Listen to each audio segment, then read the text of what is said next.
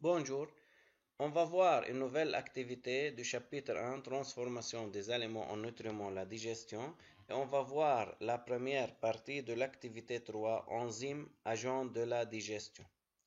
Dans cette session, vous allez apprendre les propriétés d'une enzyme digestive et comment étudier ou bien concevoir une expérience pour prouver les propriétés des enzymes.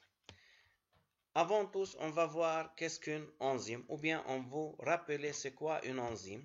Comme on a vu dans l'activité 2, l'enzyme est une substance chimique qui facilite la transformation des aliments, des molécules complexes en molécules plus simples.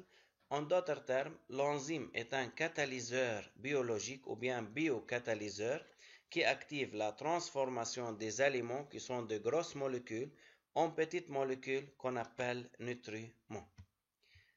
On va voir les propriétés ou bien les conditions de travail d'une enzyme. Afin de découvrir les propriétés ou conditions nécessaires à une bonne activité d'une enzyme pour transformer les aliments de molécules complexes en molécules simples, nous allons étudier les trois expériences suivantes. Comme rappel, chaque expérience comporte les trois éléments suivants. Premièrement, l'objectif. Deuxièmement, le facteur manipulé. Et troisièmement, le facteur mesuré. Dans l'expérience 1, on prend deux tubes ASC A et B. On met dans le tube A de l'emploi d'amidon plus salive fraîche et dans le tube B de l'albumine de l'œuf plus salive fraîche. On met ces deux tubes A et B dans un bain-marie à une température de 37 degrés. Quel est l'objectif de cette expérience? L'objectif de cette expérience est pour identifier les aliments transformés par la salive. Pour répondre à un problème, est-ce que la salive décompose l'emploi d'amidon et ne décompose pas l'albumine de l'œuf? Ou bien est-ce que la salive décompose l'albumine de l'œuf ou ne décompose pas l'emploi d'amidon? Ou bien la salive peut décomposer les deux à la fois? Alors, le facteur manipulé, c'est le type d'aliment. Comme vous voyez, dans le tube A, on a mis l'emploi d'amidon. Dans le tube 2, on a mis l'albumine de l'œuf qui est une protéine. Le facteur mesuré, c'est le résultat avec les tests alimentaires qui indiquent les transformations des aliments.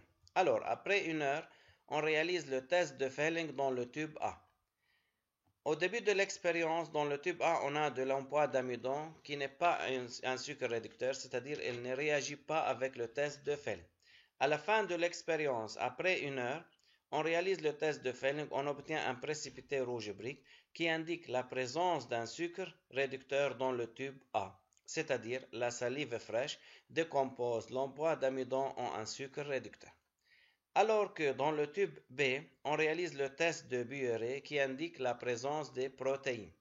Ce test, après une heure, donne une coloration violette, c'est-à-dire que la salive fraîche ne décompose pas l'albumine de l'œuf et l'albumine de l'œuf reste dans le tube B même après une heure de l'expérience.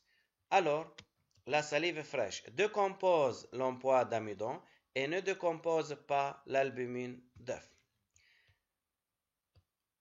Question 1. Quelle hypothèse cherche-t-on à tester en réalisant cette expérience? Hypothèse 1. La salive contient une enzyme qui peut transformer l'amidon. Ou hypothèse, la salive contient une enzyme qui peut transformer les protéines. En d'autres termes, l'hypothèse est l'enzyme est spécifique ou bien chaque substrat a son propre enzyme. Les résultats obtenus valident-ils l'hypothèse?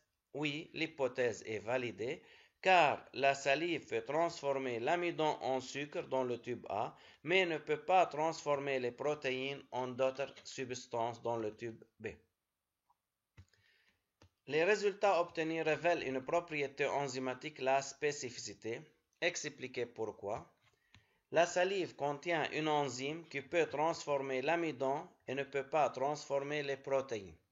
L'enzyme qui se trouve dans la salive et qu'on a appelée l'amylase salivaire agit uniquement sur l'amidon et n'agit pas sur les protéines.